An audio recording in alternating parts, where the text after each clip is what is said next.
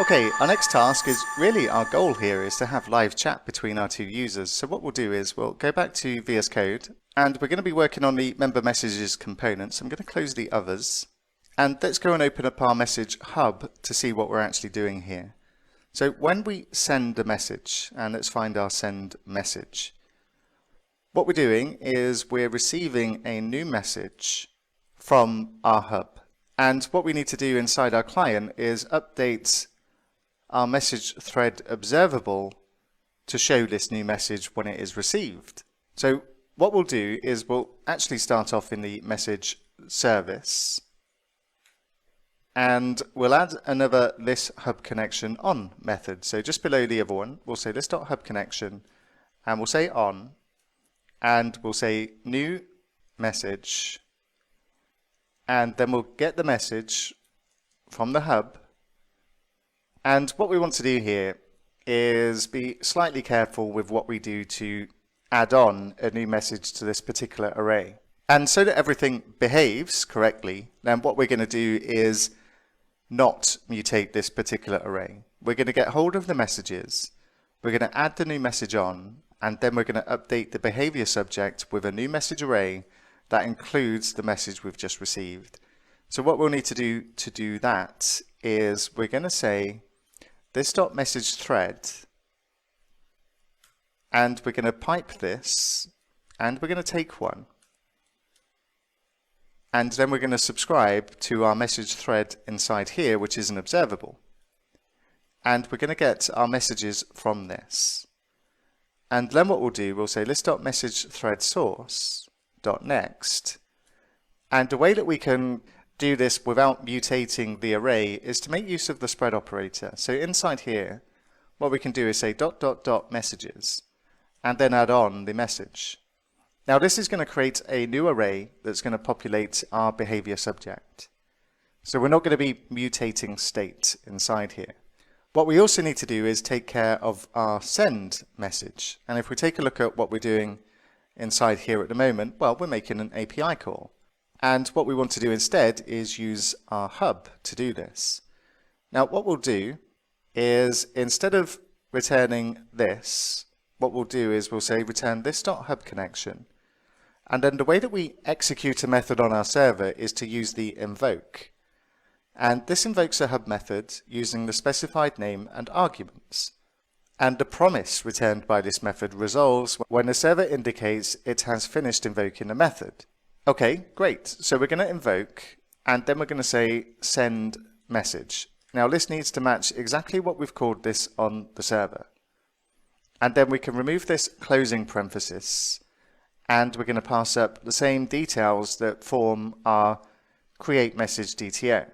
And then what we can do, because now this is not returning an observable, this is returning a promise. What we need to do then is we'll say catch, and we'll just console.log the error in this case, because we don't have access to our error handling interceptor because this is no longer an HTTP request. So we'll say console.log and we'll pass in the error. Now we're no longer returning an observable from this method. And we've got some ellipses here. Let's take a look at these. And this tells us this may be converted to an async function. And what we'll do is we will make it an async function. We'll use the async keyword. And what this means is that anything that's decorated with async, we can use await operators inside here if we wished. But I'm going to keep the code as it is. But what this means as well is that we guarantee that we return a promise from this method, simply by adding this async keyword. And we need to use the promise that's returned because in our member message component, we're resetting the form as well once the message has gone. And what we'll do over in our member messages component, what we'll do is we can't subscribe to a promise, so we get the error here. And we're not going to push the message anymore either. We're going to simply be receiving this from our signal R hub. So instead of subscribing, what we'll do is say len instead, and we use len when we're using promises as we are now. And we're not getting the message back from here, so we don't need the message in there. So we'll just make this empty parenthesis, and then we've got our message form reset. Now we should be good to go and test this, but during testing, there was an issue with finding a particular method in the hub controller. So to give this the best chance of working first time, I'm simply going to stop my API server and restart it.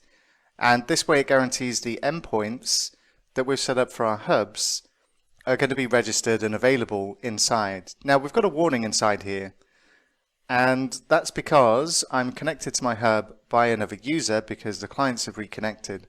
And we're going to take a look at this and what this means. This is .NET 5 specific, and it's talking about query splitting behavior. Please ignore this for now, we're going to address it later on. And we're restarted and we're good to go.